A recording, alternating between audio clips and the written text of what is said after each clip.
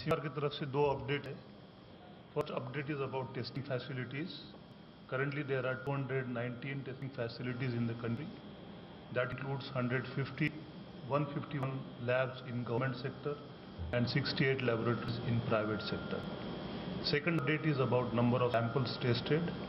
Till 2:30 p.m. today, a total of 1,86,906 samples were tested, of which 7,953, that is 4.3%, were positive. In the last 5 days, the average number of samples that have been tested is 15,747 samples per day. The average number of samples which turned out, which were positive, was 584 samples per day. तो अगर आप देखें तो आज तक अगर हमारे देखें तो टोटल 8,356 पॉजिटिव केसेस हमारे पास पाए गए हैं। कल से आज तक के केसेस देखें 909 एडिशनल केसेस आए हैं। इसके नीचे के ग्राफ में ही अगर आप काइंडली नोटिस करें तो this shows the figures of total deaths which have reported. 273 deaths have been reported so far, 34 deaths have reported during the day.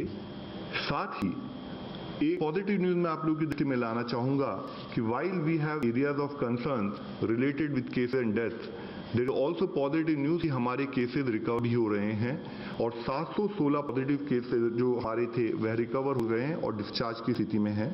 और अगर दिन प्रतिदिन देखें तो जैसे 2 दिन पहले 139 केसेस क्योर हुए, कल और आज के एक दिन देखें तो 74 केसेस हमारे क्योर हुए हैं। अगर हम अपने केसेस को पिछले कुछ दिनों से एनालाइज करें तो आप देखेंगे कि 29 मार्च को हमारे 979 पॉजिटिव केसेस थे और इस तरह करके धीरे धीरे केसेस बढ़ते जा रहे हैं और आज की तारीख में हमारे पास मान लीजिए 8,356 पॉजिटिव केसेस हैं। तो जैसे इससे पहले लोगों ने बात की है कि इसमें से करीब 20% केसेस जो होंगे वो कि मॉडरेट सिम्टम्स या जिनको आईसीयू सपोर्ट की जरूरत होगी। तो अगर हम उसी हिसाब से इसका विभाग करते हैं तो हम देखते हैं कि आज भी हमारे को 1,671 ऐसे पेशेंट्स होंगे जिनको की स्पेसिफिकली ऑक्सीजन सपोर्ट या क्रिटिकल के ट्रीटमेंट की जरूरत होगी। तो यह फिगर मैं आप लोगों की दृष्टि में इसलिए लाना चाहता हूं कि ताकि हम समझें कहीं पर कोई भी पैनिक क्रिएट ना हो, कहीं पर प्रॉपर क्लैरिटी रहे कि government is aware, government is planning its things in being over prepared so as to manage the situation. और इसी केस को अगर आप इसको एनालाइज करें तो जैसे मैंने बताया कि गवर्नमेंट का एक बहुत मेजर एफर्ट है कि हम हर तरीके से अपने कोविड पेशेंट को जहां पर हम ट्रीट करें वहां इन्फेक्शन प्रिवेंशन प्रॉपरली हम मैनेज कर सकें। उसके तहत ही हम लोगों ने इन dedicated covid hospital 3 type covid hospitals की बात की है।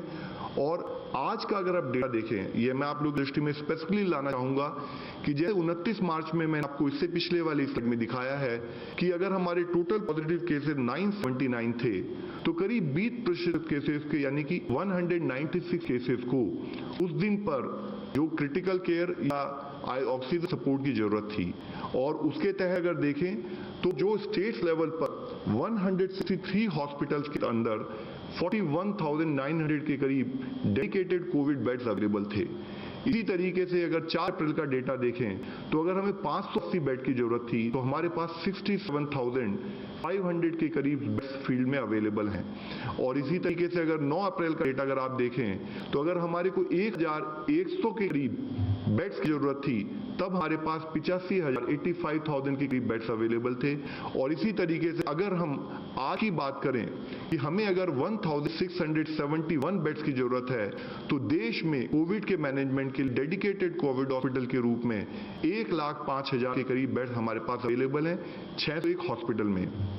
आप सबकी नॉलेज में यह भी पॉइंट हाईलाइट करना बहुत जरूरी है कि अगर आप देखें तो किस तरीके से देश में जिस तरह से सिचुएशन इमर्ज हो रही है उस सिचुएशन को समझते हुए देश में किस तरह से हम प्रिपेयर्डनेस पर फोकस कर रहे हैं। और इसके तहत ही जैसे जैसे दिन प्रतिदिन हमारे केसेस की संख्या बढ़ रही है, being over prepared, being extra cautious, देश के लेवल पर हम अपने number of dedicated covid hospitals और इसके साथ ही number of available isolation bed को बढ़ाते जा रहे हैं।